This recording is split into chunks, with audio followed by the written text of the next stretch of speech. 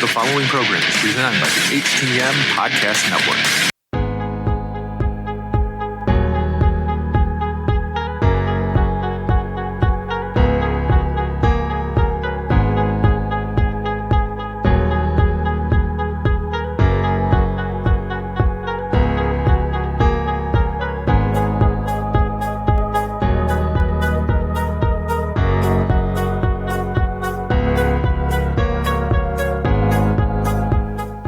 Welcome to another episode of Turnbuckle Talk in partnership with thechairshot.com, presented by the Hitting the Marks Podcast Network and in association with NJPW.com. Turnbuckle Talk is sponsored by collarandelbowbrand.com, where you get 10% off when using promo code JKPodcast. Turnbuckle Talk is also partnered with Phoenix at FNXFit.com, where you get 15% off all your health supplements simply by using promo code TBTalkPod.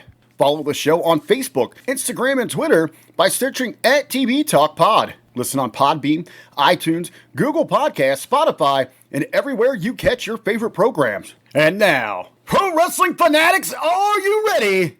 Here are your hosts, Mighty Joe Morin and Karl Karufel. All right, guys, as Rick said, Mighty Joe Morin and Karl Karufel back here on Turnbuckle Talk. Thank you very much for the intro, as always, Mr. Richard Bronson Vickery.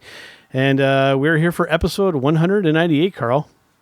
Yes, we are 198. We are too closer to that 200 special episode that will be happening. Yes, absolutely. And before we get to the bulk of our discussion here, I'm going to post up an image here. This wasn't originally on the run here, Karl, but I, of course, wanted to make sure to mention that today is Kim Artlip, our friend Kim, her birthday, and we want to wish her a happy birthday, and I hope that everything is going well down there in southern Florida, where I'm assuming that they have much nicer weather than we have up here. It definitely would be much nicer weather. It always is nicer weather down in Florida. They do get lots of rain, though, don't get us wrong, but I mean, honestly, we haven't had it too bad here, so I'm kind of okay with all of that. Happy birthday, Miss Kim. Yes, absolutely. And we are definitely due to have her on the podcast in the near future. I think, especially once things get going back more to normal around here, which I know we're still a ways off. I know that, for those not in the Ontario area, we just saw our Premier, Mr. Doug Ford, issuing some more restrictions on us in this area. So, looking forward to those. Yes, come Boxing Day, December 26th. Yeah. Lockdowns are going to be happening once again all over the province of Ontario. Whether you have been in a red zone or whether you are in a green zone, doesn't matter. It is going to be happening. Yeah, so I think it was just a matter of time, unfortunately, and it's a reality we're going to have to deal with again. And hopefully our smaller to mid-range businesses will survive. It's going to be tough for them, to say the least. But in the meantime, we do have some wrestling discussion to get through here, Karl, and I'll pull up the first one here. We were talking USA Network and the WWE. They are not happy with the way things are going on Raw here, Karl. Definitely they're not, especially when you're starting to have All Elite Wrestling getting better numbers than Monday Night Raw. Yeah. USA, to say that they are furious over the Raw ratings is an understatement. USA Network has actually gone as far as saying that they must make some changes to their programming, and it needs to happen yesterday. Yeah. What's the remedy here, Karl? Do we go more adult and push the envelope, or do we go for more of a sports-like presentation with less of the vignettes and the skits and stuff like that? I mean, what do you think? What's the solution to this issue here? The solution is going to be whatever the USA Network wants, and right now the USA Network wants more adult content. Yeah. That's what they want. That's what they want. So if that's what the USA Network wants, Vince better just bend over, take it up the ass, and give them what they want. Yeah, because, I mean, right now especially, it's a very delicate time because with Raw and SmackDown, and just the WWE brand in general, that they money-wise are relying on the contracts coming from these television networks. Is what is keeping them afloat at this current point in time here, Karl. So they need, like you said, they're at the will of these networks. They got to do what they're being told here. Otherwise, that's going to be rough. Otherwise, they're going to lose all of that. They're gonna break contracts, and the USA Network will have no issues and no qualms about paying out whatever they have to pay out to get out of this contract. Soon, very soon, we're going to be seeing the Fox Network kind of doing the same thing here. Because Monday Night Raw's numbers have generally been better than SmackDown's numbers, and if All Elite Wrestling is beating Raw numbers, then SmackDown numbers are being beaten as well. We already know that NXT numbers have been beaten consistently. There have been some points where NXT has done better. Don't get us wrong. But at this point, it seems to be that like All Elite Wrestling has taken the numbers, and that's what's needed in the world of television. Mm-hmm. You have to have those numbers. If you don't have those numbers, what's going to happen? Nobody's watching your program then, which means that this television network is going, we're paying you all of this money and you're not even bringing viewers to our network. What are we doing this for? Now, not saying that this is going to happen, but let's say, worst case scenario, the USA Network and Fox dump the WWE programming. Does Vince just say, okay, I've already got this WWE Network, so to speak. Do we just go to the network? Yeah. Is that even a possibility? Yeah, definitely it is. Why not? And then the thing is, then how do you generate your revenue at this point, given that we still don't have fans in attendance? You bump up pricing and you have commercials on there for Snickers. Yeah. Let Snickers give you some, right? The shop zone, www.shop.com, whatever. You start pushing your merch even harder than you have been, right? And then you got to start putting some deals out onto the shop as well, right? And I mean, they're always doing like 30% off championship belts, buy one, get one free t-shirt. You're going to have to start stepping it up and doing a little bit better than that to get people to go to that shop website and spend more money on your useless crap. Yeah. And I mean, yeah, like that's what it's gonna boil down to. You're gonna be subjected just to the WWE Network, and instead of it, for us in Canada now, it's $15 a month. So instead of it being $15 a month, they're probably gonna bump it up to $30 or $40 a month. Oof. Right? Yeah. Because that's how they're gonna continue to make their money. But they're gonna tell you now you're getting every Raw, you're getting every SmackDown, you're getting all of NXT, you're getting all of Main Event, you're going to get every single program that's been on television. You don't need those television programs or stations now to watch wrestling. Mm-hmm. You only have to have the WWE Network to watch the WWE in every aspect of their game. Yeah, and I see them having to, we had mentioned this last week, if I'm not mistaken, or the week previous, to where we're in this weird kind of territory where we're trying to be professional wrestling and sports entertainment at the same time. And I think, too, if we're going to go for this more adult approach, I think we're going to have to strictly go to like this pre-produced, like the Boneyard segment, like this, the Inferno match from TLC, to just kind of go with this kind of heavily produced content and to almost kind of venture away from the traditions of professional wrestling. And I almost kind of cringed just at the thought of that, but yeah, I mean, I think that's for WWE. At least I think that may be the path that they have to go to kind of stay afloat and to differentiate themselves from the crowd. Because like we mentioned, everybody else is professional wrestling and WWE is trying to be entertainment and in between. I think that they just need to go venture over to that one side. And like I said, at least then, that's their separating factor there.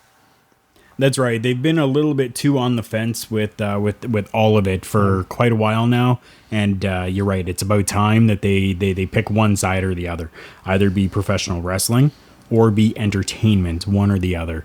And if they lose these contracts with these networks, then taking everything to the WWE network itself, they have that opportunity to do so. They can do like television series. They can pre-tape and do all of this different stuff, right? And they can even continue to have it with nobody in the crowd. Mm-hmm. And they can just make it like a television spectacle for people, almost kind of like Lucha Underground did.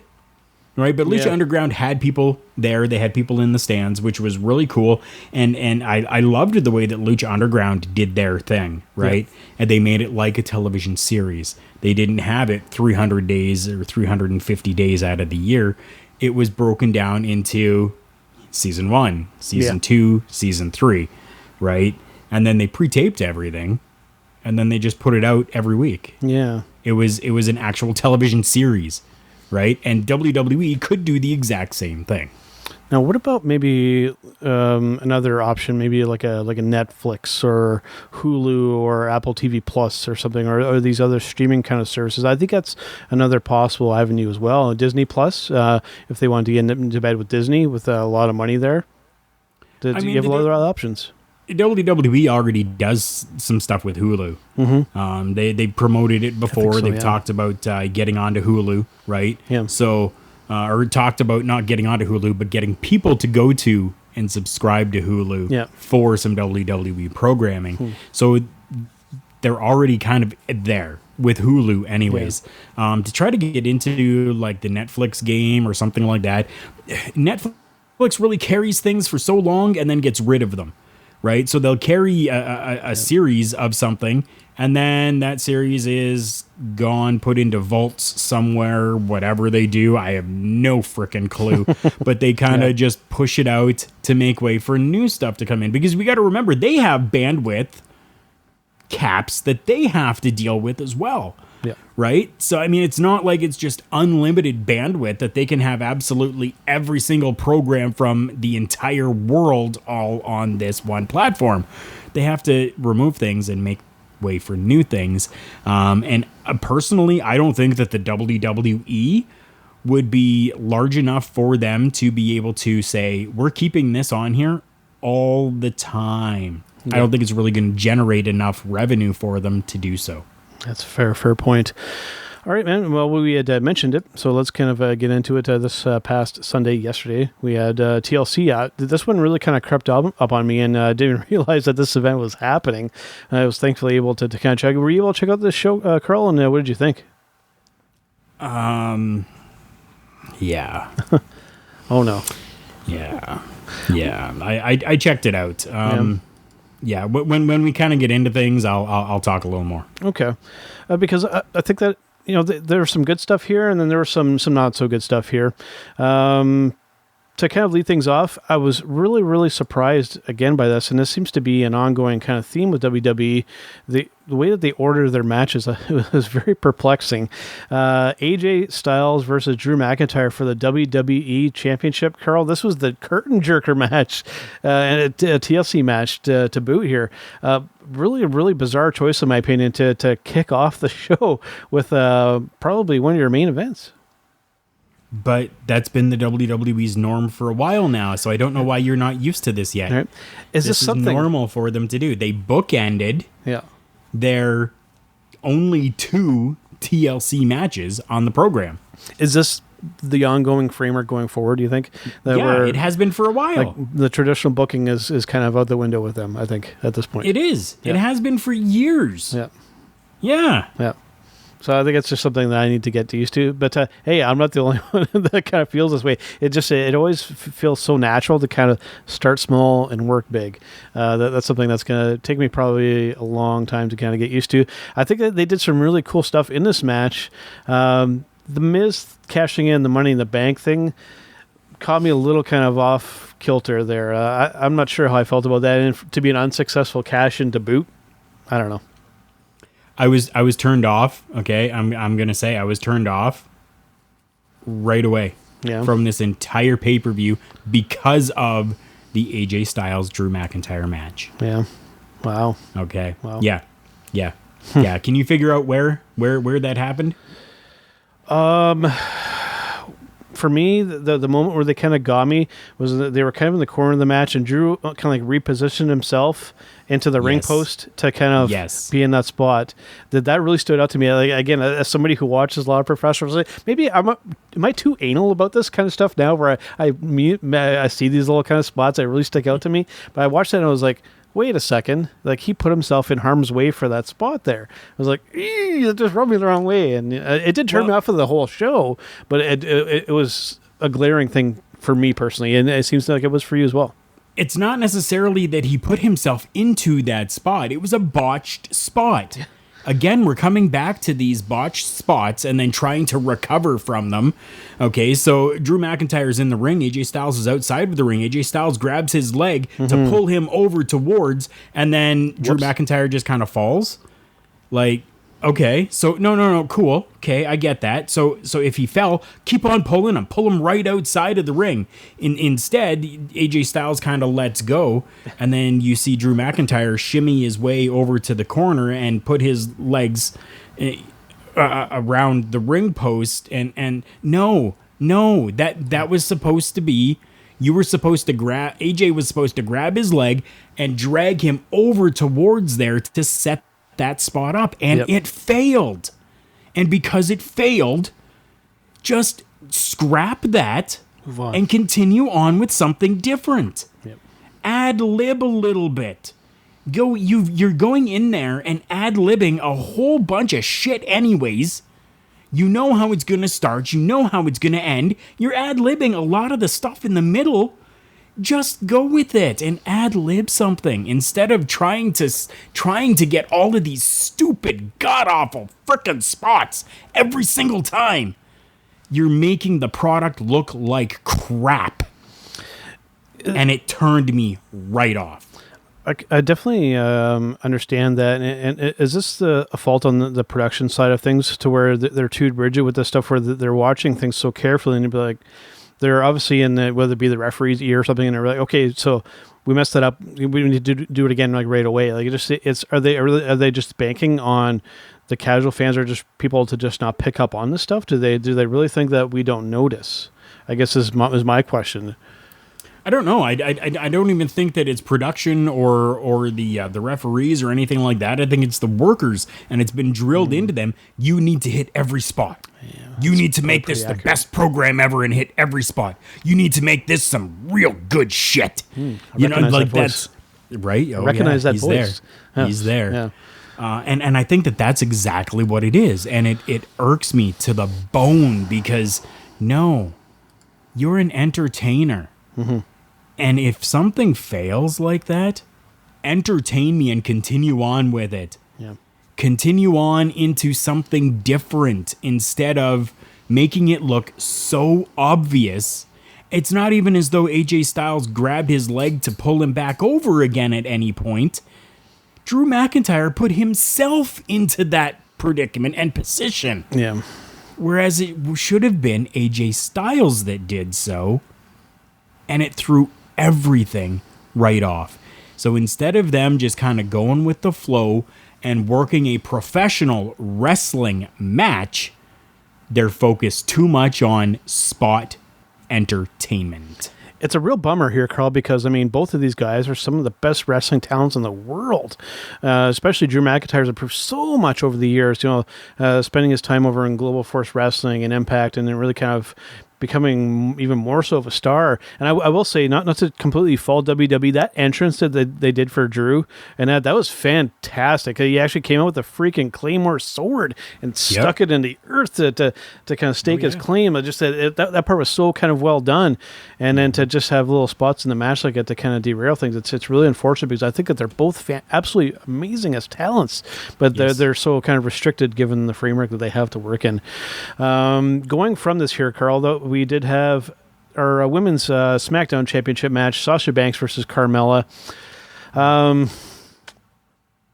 This is a weird one for me, because I see Carmella is trying, and I think Sasha is a good talent, but I think she's a little too much of a hothead and too much kind of kind of stuck her own little world, and taking time off when she kind of pleases. We know that she's had a history of kind of doing that kind of stuff. I think that she's good, but just this match was ice cold for me, storyline and investment wise. There was just absolutely nothing here. Given that I don't watch of weekly WWE television, that doesn't help. But even in the build up watching at the start of the show, which they didn't do a whole lot video package wise, it just did not get me invested in it at all here, Karl. They are going for like this over the top kind of look with Carmella. Like they're really over sexualizing her and really kind of making her into the sexual object. And cool, but just it missed the mark with me, so to speak. This one just didn't register much at all for me. Same thing with this next one here, the tag team match with the Hurt Business, which is Cedric Alexander and Shelton Benjamin against the New Day. Just kind of a tag team match that, again, was just kind of there. Again, not to fault the talent in the ring. Everyone in this match is absolutely fantastic, especially on the other side, Shelton Benjamin and Cedric Alexander. Absolutely amazing talents. But just that this match, it failed to get me invested. Again. Yeah, it was just a typical tag team match. Yep. There was really nothing special, but there was really nothing bad about it either. Mm-hmm. It was a good match. It was a good... I don't even want to say it, but it was almost like a good practice match. Yeah. Right? Like it was a good... Okay, let's just go to the Performance Center and let's run through this match, and we'll just kind of work things out a little bit and get a feel for everything, and that's kind of how it felt. Not that it was a bad match, no, but it definitely wasn't an over-the-top, extravagant good match either. No. So going from that to, I think, one of the more positive aspects of the evening with the show here, we had Asuka and a mystery partner taking on Nia Jax and Shayna Baszler. Before I let everybody know who Asuka's partner was, I got to say, this partnership with Nia Jax and Shayna Baszler, I felt, I've been very vocal in the past about both of these girls for different reasons. I feel that Nia Jax is dangerous, and she never really kind of worked to kind of make herself look like a woman's professional wrestler. And then Shayna Baszler has always missed the mark with me, just because she feels like someone who is pretending to be a professional wrestler and pretending to MMA fight kind of in the same thing. And it doesn't register with me. I know it does with some people, and they think that she's great, but it's a really weird partnership for me. I think it hurts both talents in the long term here. On the other side of things, I've been getting more on the Asuka bandwagon a little bit. I get it now that I've watched a lot more women's Japanese professional wrestling. I'm starting to come around with that. But she did have a pretty good surprise partner here, Karl. We had Charlotte Flair coming back and looking very lean. It even looked like she had... It looks like she had the augmentations removed there, and she looks very lean, very athletic. And I thought she had a pretty stand-up performance in this match here, given that the rest of it was kind of ho-hum. Charlotte made her presence felt, and she looked good in there, in my opinion. Yeah, I mean, the match wasn't bad. I mean, it was good. I was okay with it.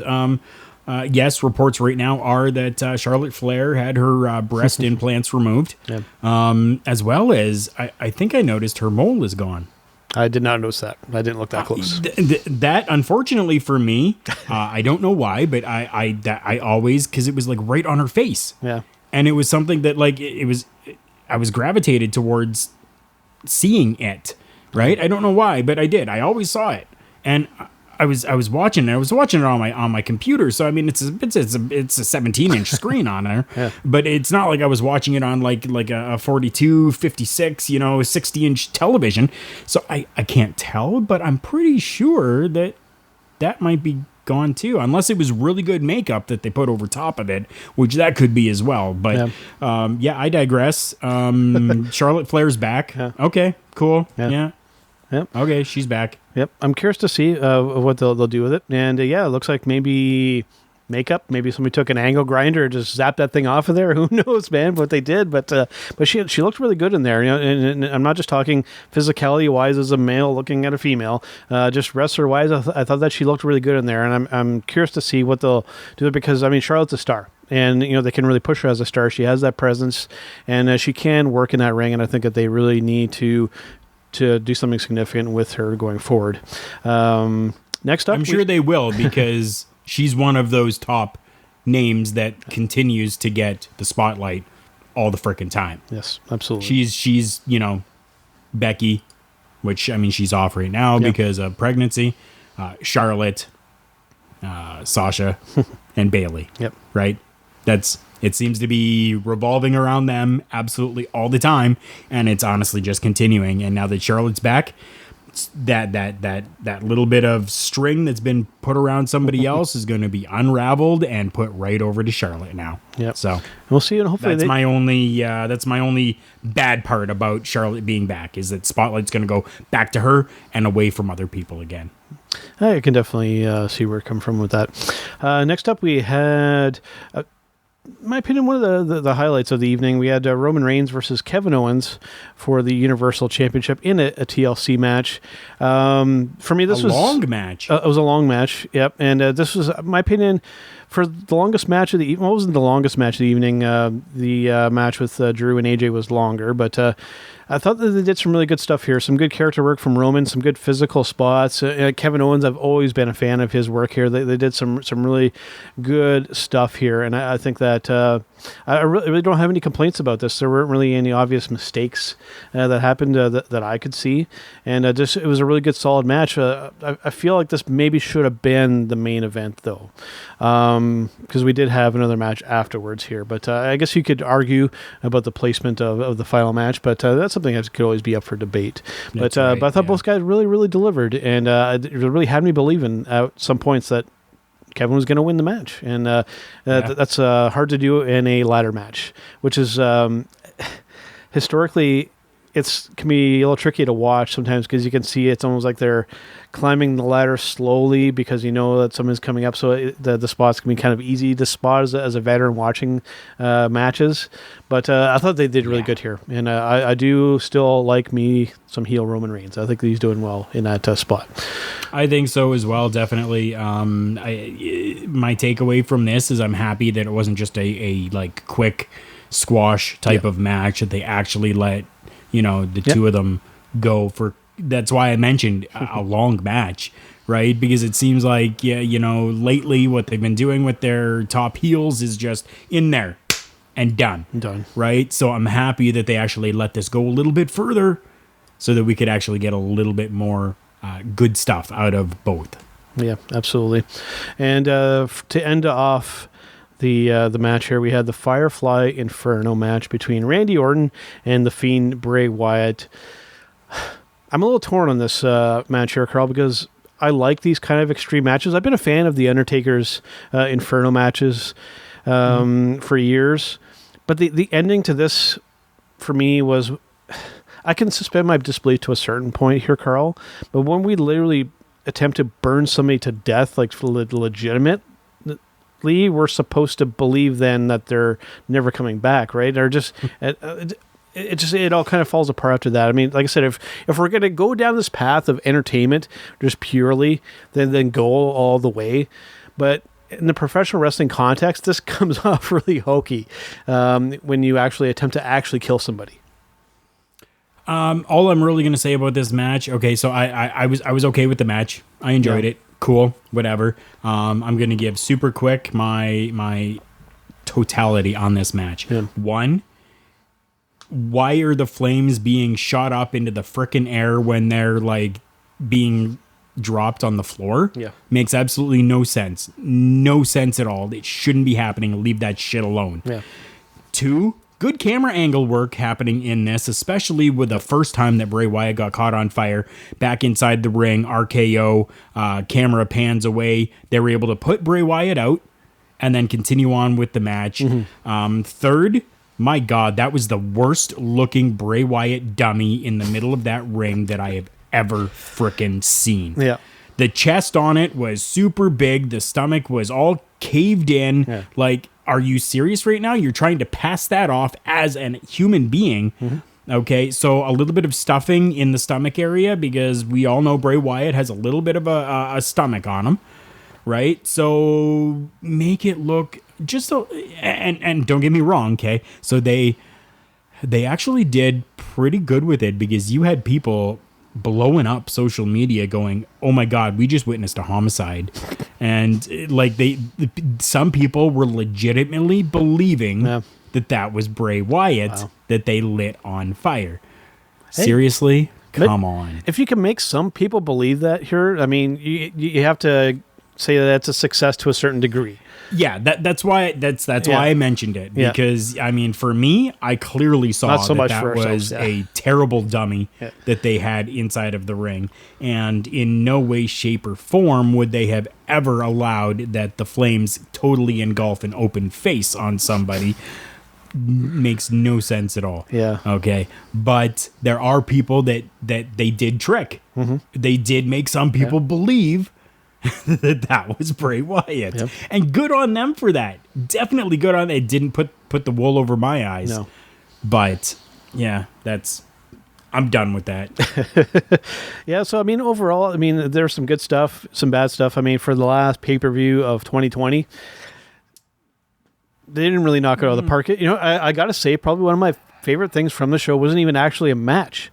They did this commercial where they had this thing, like this green thing looking like 2020, and then having like the other wrestlers kind of taking. I thought that segment was actually kind of cool. I was actually entertained a little bit by that. You know, they could have actually almost made that a kind of a match. It's like all these wrestlers taking on the year that was 2020.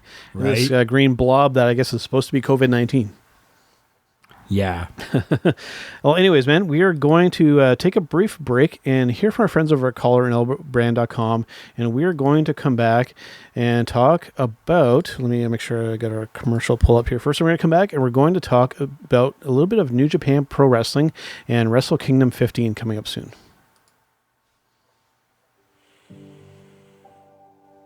Fall is in the air.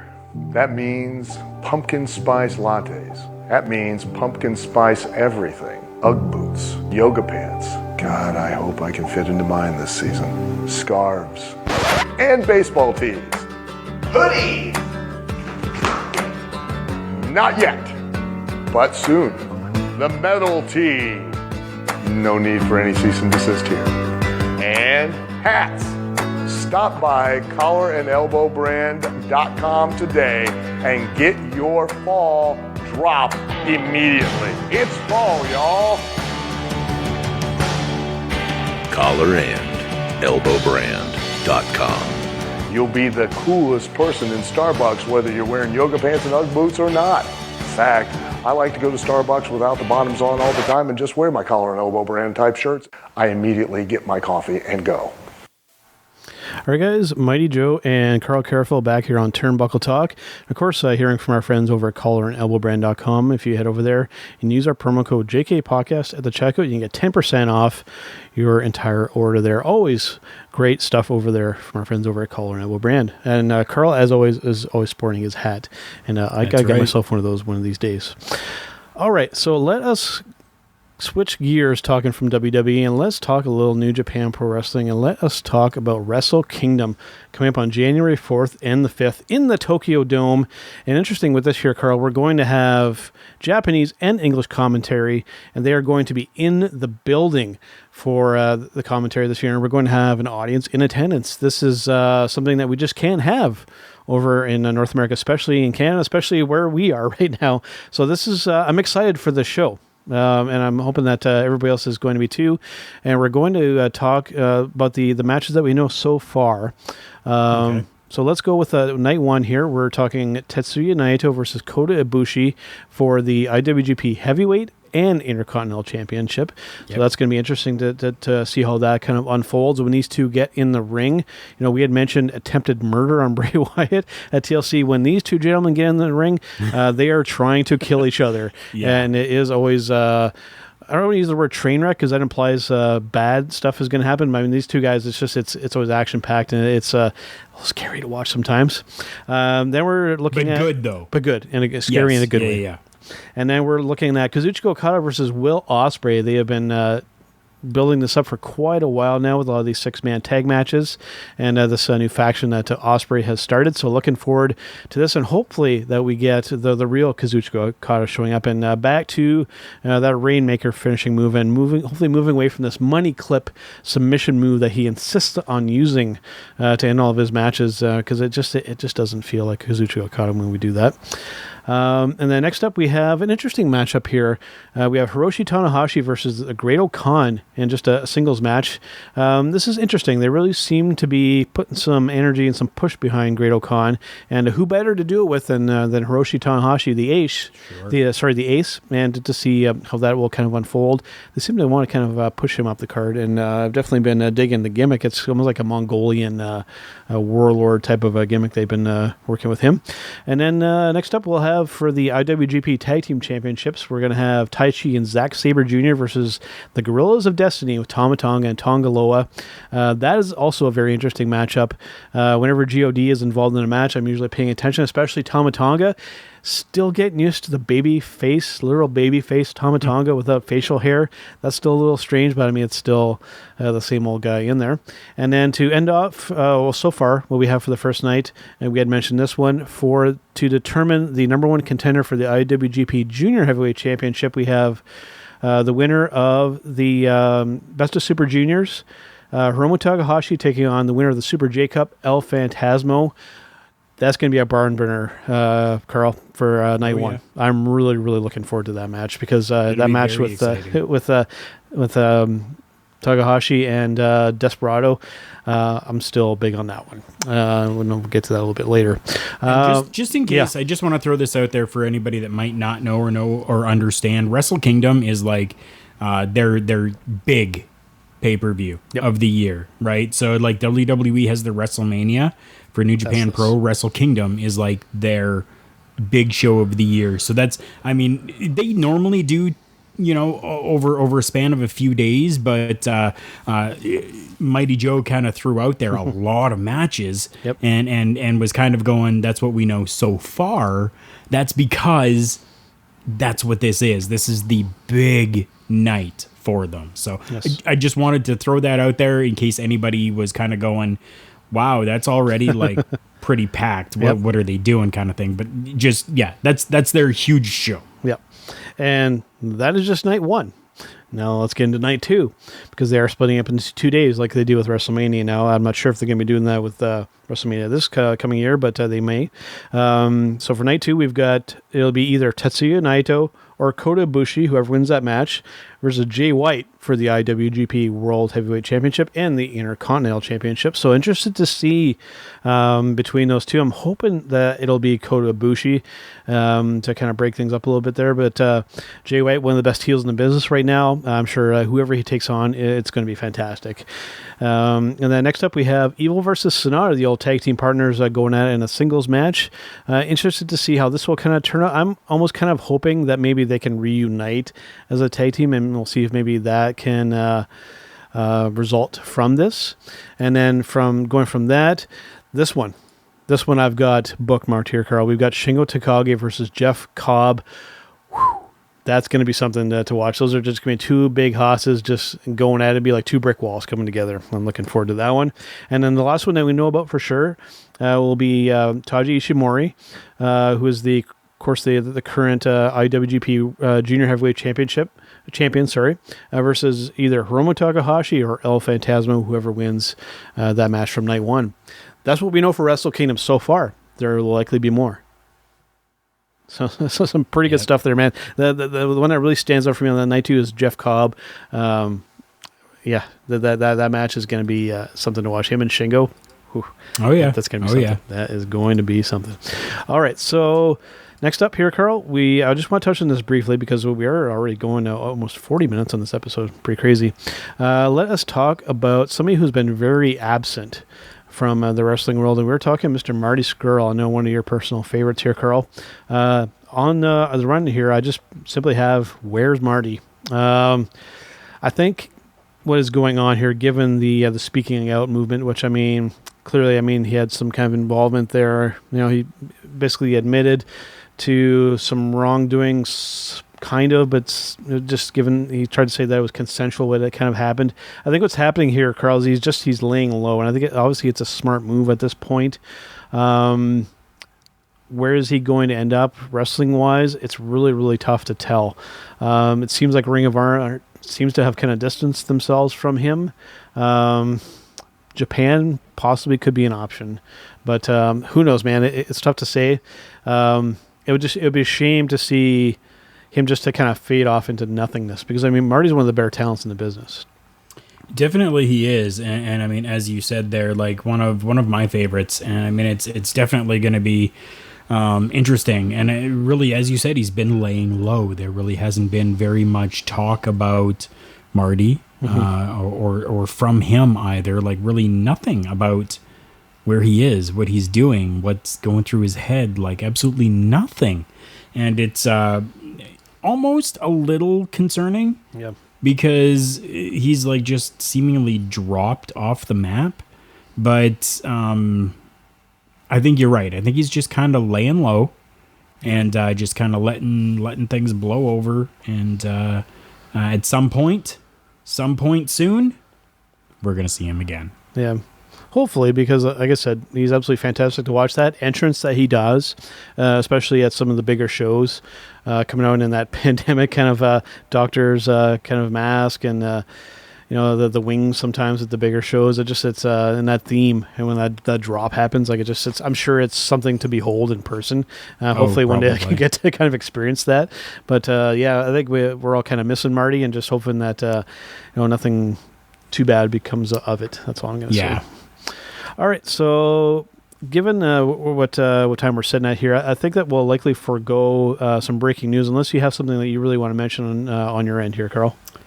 Right now, nothing that I've really seen, except maybe just kind of remember that these performers that you're seeing, whether it's on WWE, whether it's on AEW. Ring of Honor, New Japan, Impact, no matter where they are, they're working their asses off for you and for me and for Mighty Joe, and that they're human beings as well. We're seeing a really big surge in mental stability and mental issues happening with a lot of the performers right now, and I'm not going to get into names or any I'm just letting you know, across the entire world of professional wrestling, no matter what company it is, there's a lot of mental issues that are going on right now. And I don't know if it's because of the COVID pandemic. I don't know if it's because of lockdowns. I don't know, I don't know what is happening that's causing all of this, but there is a lot of shit going on in these people's heads and lives. But yet they are essentially like circus performers and told, go out there and let's do it. Right. So just kind of keep that in mind. And, if you maybe see somebody out on the streets or you see them in, at a restaurant or an airport, if you're like traveling, which you shouldn't be, I guess they're saying, I don't know. Keep that in mind. That's all. That's all I want to put out there is just keep in mind that they're people too, and that sometimes they can't be a celebrity. Sometimes their mental health is more important than you getting that photo or autograph.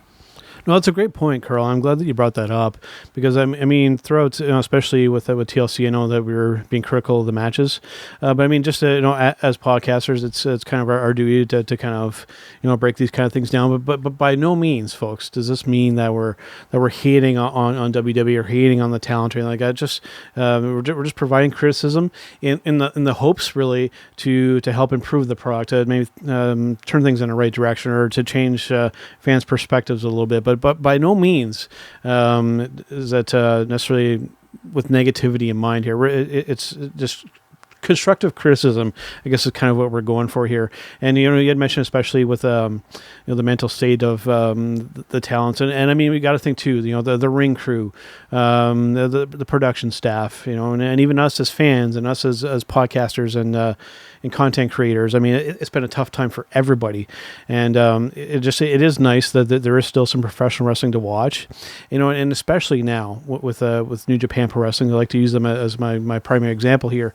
They've gone about things the right way. They treated their audience with respect. They treated their talent with respect. They already have fans back in the audience, and we have stuff going on there, and they've gone about things the right way. And I think they're a really good example of how to kind of do things kind of going forward here. And but yeah, we're all human beings at the end of the day here, and we all have imperfections. We may mess up in a wrestling match. We may mess up on an intro on a podcast. We're all human. We make mistakes, and we just have to make sure that we can move on and not be too critical of each other kind of going forward. But it's still a great time to be a professional wrestling fan despite what is going on. Having said that now, let's get to a better aspect of things here. Let's get to our Match of the Week segment.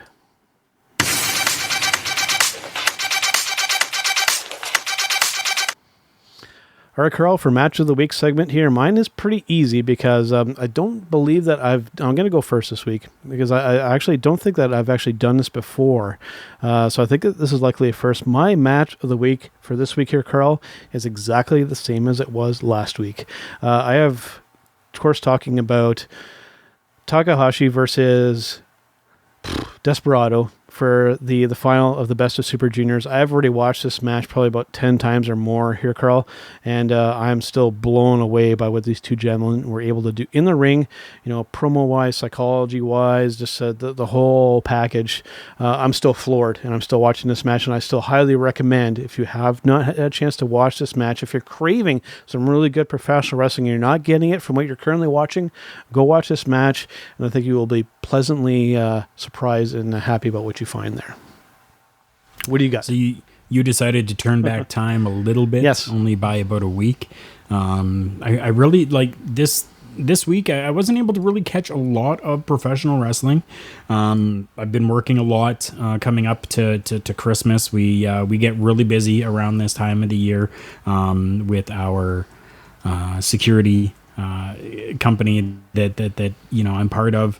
So I mean it's a little bit hard for me to kind of watch some professional wrestling all the time, but I was able to watch something from years ago that I love, and I just happened upon it because some of the different Facebook groups that I'm in, somebody had posted in there saying, what's your favorite Ric Flair match of all time?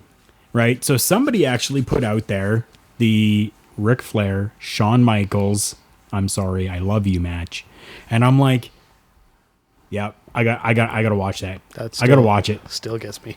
Me too. Still gets me. Me too.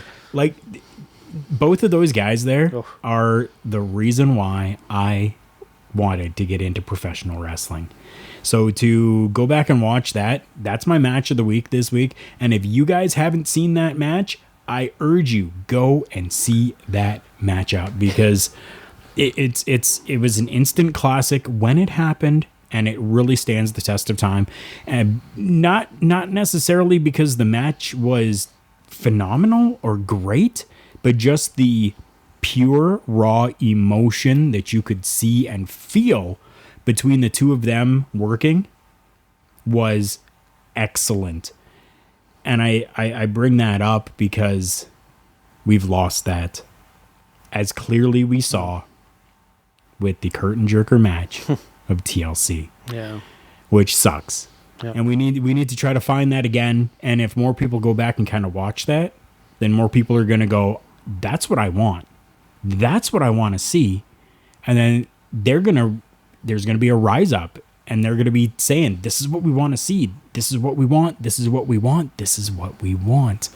And then maybe it'll get back to Vince's deaf ears and he'll go, maybe I need to give them what they want. Yeah, absolutely.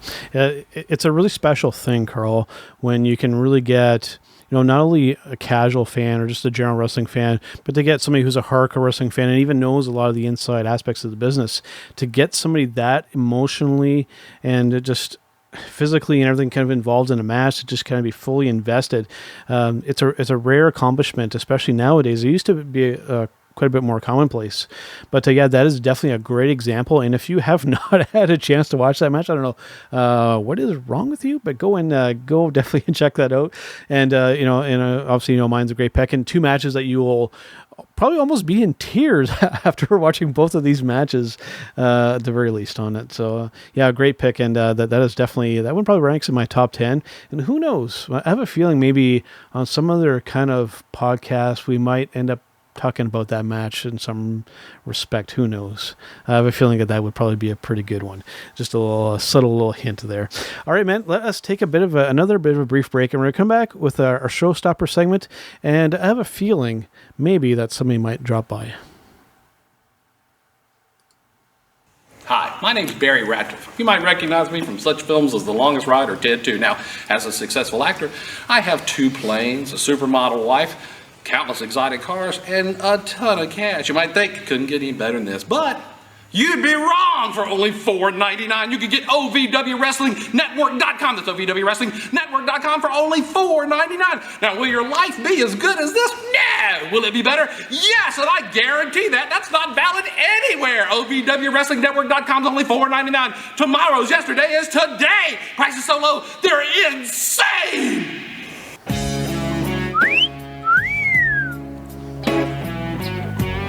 Want more bang for your buck? Well, so do I. At OVWWrestlingNetwork.com, it's only $4.99 a month. In between excitement, me too. OVWWrestlingNetwork.com is only $4.99 a month. You get that incredible value. She cost me $17 million, and I loved it. Want a real value? OVWWrestlingNetwork.com. It's only $4.99. That's a price so low. Well, it's insane. All right, so a word from our friends over at Ohio Valley Championship Wrestling. Make sure and check them out.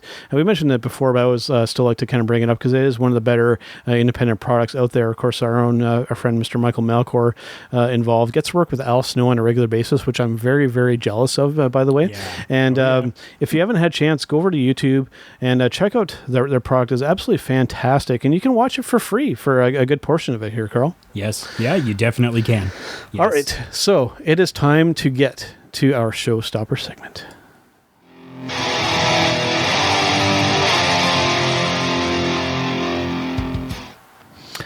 All right, guys, it is time for our Showstopper segment. And guess who has shown up for our Showstopper segment? Mr. Ryan K. Boman from Sportskeeda. How are you doing, sir? Oh, we can't hear him. I think Ryan. I'm sorry, Mr. Boman. You seem to be muted. We can't hear you. We'll give him a chance here. We'll give him a chance to come back, but we'll kind of kick things off here and start talking about our show. Here. Oh, can you guys hear me now? Yeah, so we can hear you now, Ryan. Yeah, I'm sorry. I popped up like crazy. I guess my new headphones are messed up. So. It's all good, man. All right, so for our Showstopper segment, I thought we'd bring in Mr. Ryan K. Boman because he actually requested to be part of the segment, and we're talking about some of our favorite wrestling video games. And I was actually surprised that that Ryan reached out to me on this one because I didn't know you were much of a gamer, Ryan. I am not anymore. It's mostly just sports games, but when you guys brought up wrestling video games, it reminded me of my old roommate. We used to play a lot of the old WCW, WWE games a long time ago. One of the first ones I could kind of think of here, and I just pulled up the graphic here, and what's interesting with this, because this is like one of the original professional wrestling games. This was for the original Nintendo Entertainment System. I've actually gone and tried to play this recently, and it is borderline unplayable. It looks very, very crude, but this is one of the original pro wrestling games, and it kind of helped kickstart this whole thing. And there's been a lot of good wrestling games, and there have been a lot of bad ones as well. But given that you're the guest here for the segment here, Mr. Ryan K. Boman, what is one of your standout ones that you can remember from your days of playing professional wrestling video games? Let's try this again. Can you hear me? Ooh, we can hear you. Yes. Oh, yes. Oh, yeah, it's because I had my mic off earlier. Actually, one of my favorites, I used to love the old WCW games. I love WCW versus NWO Revenge. I think that's probably one of the best games that ever came out. But honestly, when you brought this up, Joe, I thought of my old roommate, Aaron. We used to play WCW Thunder, and we would play it like crazy. And the reason that it made me laugh when I thought about it was because my roommate was a chick magnet. Like there would always be girls coming over to our house all the time. Yeah. And the funny thing is, there would be like these like supermodel looking girls at our house, but we'd be there playing video games, and that was the thing I thought of my friend Aaron, because we would play hours and hours of WCW Thunder on PlayStation 1. So that tells you how long ago that was. But it was so funny because these really cute girls would come over to see him, and he would be more busy playing video games than paying attention to them. One of my standout ones here, and this isn't the exact one, but it'll still help make my point. Turning back the clock quite a bit and really kind of dating myself and then my co-host Karufel as well. And a good friend of ours, Jeremiah, Karl remembers, on the Super Nintendo, this isn't the exact one, but we're talking the old Royal Rumble game. This is the Genesis one, which I still have the cartridge of, but Royal Rumble for the Super Nintendo.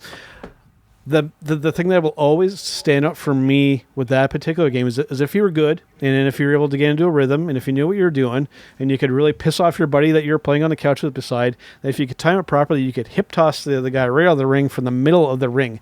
So you would run towards him, and then you could throw them outside right from the middle of the ring, which is physically impossible, I think, in a real ring. So it was a pretty cool thing. And that's the thing that will always stand out for me. And I was always the one getting thrown out, always.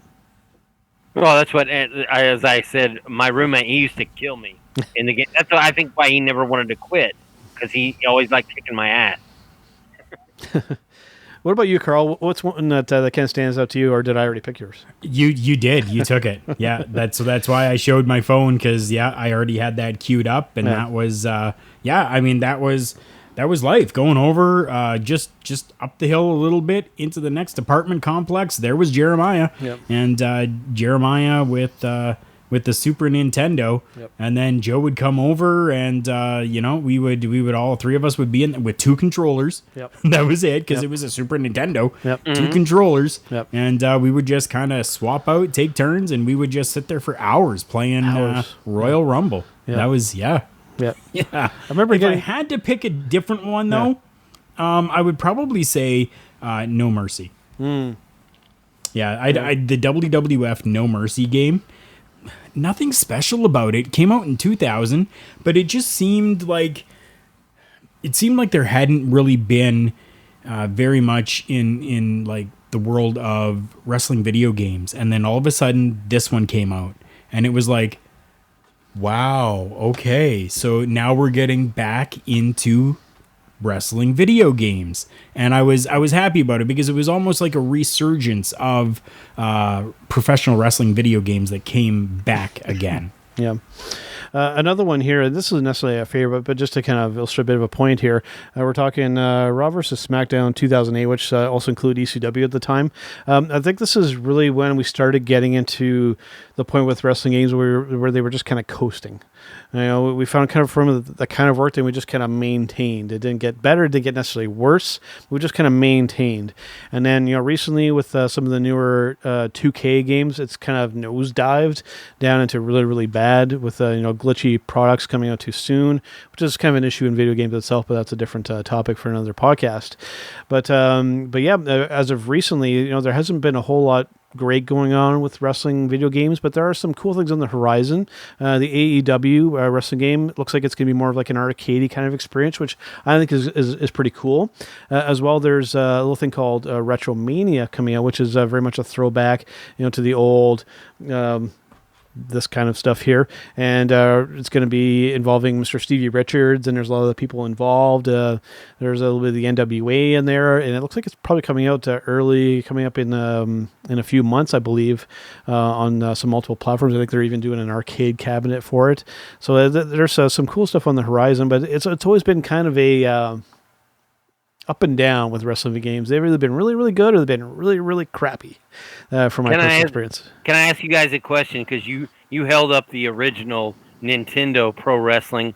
Who was you guys' favorite character in the original Nintendo Pro Wrestling game? Because mine was Starman. I had honestly forgotten the names, to be perfectly honest with you. Honestly, I never played it. Never played it, yeah. Yeah, I never played that one. Yeah, it's tough. Anything that I had was like the WWF stuff. Yeah. Yeah, because that's going fair ways back. I just caught kind of the tail end of the NES stuff when I was a kid, because I was born in 1980, for those who aren't aware. So I just got the tail end of the NES. Man, I'm old. Man, I'm old. I feel it's like I felt old. But yeah, it's interesting because I've always been a fan of video games. I've always been a fan of wrestling as well. So it's nice when occasionally things kind of cross over and are done well, but it seems to be rare more than the exception as opposed to the rule these days. So there's been a lot of shit wrestling games. Just put it out there. I'm going to throw out there for everybody what almost turned into like a cult classic for everyone. And I'm going to hold it up on my screen here for everyone to see. And honestly, I loved this game. I had this for the PS2. Can I take a guess of what it is? Sure. Is it the TNA Impact game?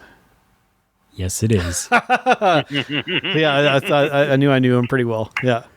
I knew that's what it was. I absolutely loved that game. I don't know what it is about it, but it was just, I found it fantastic. And literally it like became a cult classic, and it became something like everybody had to find this game and play this game. Yeah. And I not only because it was Impact or TNA's first video game, but just because everybody was sick and tired of the same WWE video games all the time, that they were happy to get something from a different company and something a little bit different. Loved it. Looks like Ryan's got something to say there. What you got to say about that, Ryan? No, I actually enjoyed that game myself. I bought that, and that's probably one of the last wrestling games. Well, I bought that, and I bought the, I guess it was 2K19 game that WWE put out, and that's the last two wrestling games that I can remember that I bought. With the with Karl's last one they showed, just a disclaimer for everybody, that wasn't set up at all. I didn't know that he was going to kind of pick that. I know him rather well from knowing Karl for 30 plus years, and I had a feeling when he started talking, I was like, I know that's what it was. So it but yeah, I mean that's one I think that if you were to try and buy now, I believe it's quite pricey. Like it's a rare commodity these days. I think that particular one that you're talking about, especially on the PS2. So yes, it definitely is. Yeah. So I'm excited to see what will come from professional wrestling video games. I'm optimistic that this Retromania one will be cool, and I'm hoping that AEW will pull out something pretty cool. I know they've been kind of criticized for some of the early screenshots and some of the footage, but it's still very, very early in the development for this thing. So give them a chance, people, and actually play it before you decide to make a decision on it. That's right. You guys need to go back and play the NES version of pro wrestling. I'm telling you. Yep. I will see what I can do to find an emulator and see what I can do. I make no guarantees and no promises, but I will see what I can do. If anybody knows if any of the classic NES, like the small version ones that contain like 560 games or whatever. Mm-hmm. If anybody knows if it's included in there, let us know. And maybe I'll look at picking one up just so that I can play that game. Yeah, and what I can actually do, and I'll do it during the course of this week here, because I am a Nintendo Switch gamer, and they do have an online service that includes you can play for free a lot of the original Nintendo and Super Nintendo games, and I'm just scrolling through the list here briefly to see if it's still on here, because I believe it's one that you can actually play. Going through, there's like Dodgeball, Excite Bike, and yes, there is the original pro wrestling on there. So I'm going to try that during the course of this week, and I'll talk about it on the next podcast, and kind of let you guys know what I thought of it, because it's been a long time since I've actually played it. So, and Excite Bike is one of those great games too from the past. Yeah, absolutely, that is a classic. All right, man. And Paperboy. Do you have Paperboy on there? I'm not sure. I'll have to check. That's a good one too. That was another good one. Yeah, we could go on for hours about classic video games, but we can't. Yeah. But before we do go, since we do have you here, Ryan, what have you been up to over at Sportskeeda these days? I've been doing the podcast, the Smack Talk podcast on Friday nights with my friend Denise Salcedo. We'll be doing it on Christmas night, actually, so you can check us out there on the Sportskeeda YouTube channel. And, of course, you can follow me on Facebook at Ryan K. Boman and on Twitter at Ryan K. Boman. Awesome. And before we wrap it up here, Karl, anything left that you want to plug or promote before we go? Just our own sites. Make sure you go and check us out. Facebook, Instagram, and Twitter. We're at TB Talk Pod. Something very cool that I just found out. And just putting it out there in case nobody else knows.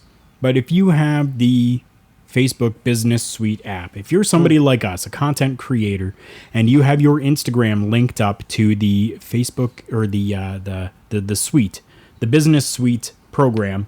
Yep, Business Suite is what it's called. So I just found out this the other day. I was able to post something in the Business Suite, and it went automatically and posted it to Instagram as well, photo-wise. Nice. So very happy about that. It makes things a little bit easier when I'm trying to get some different stuff out there for you guys.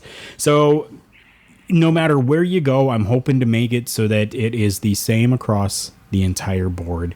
So make sure you go and check us out at TB Talk Pod, Facebook, Instagram, and Twitter. Awesome. Well, I guess that's a good way to wrap things up, and we'll see you guys on the next one. It's me, it's an art of B2B. As you can tell in the background, we are out celebrating. That is what we do here at hittingthemarks.com. And I invite everyone to continue to tune in to Turnbuckle Talk, but check out all of our other shows we have. You can find that all at hittingthemarks.com. Run.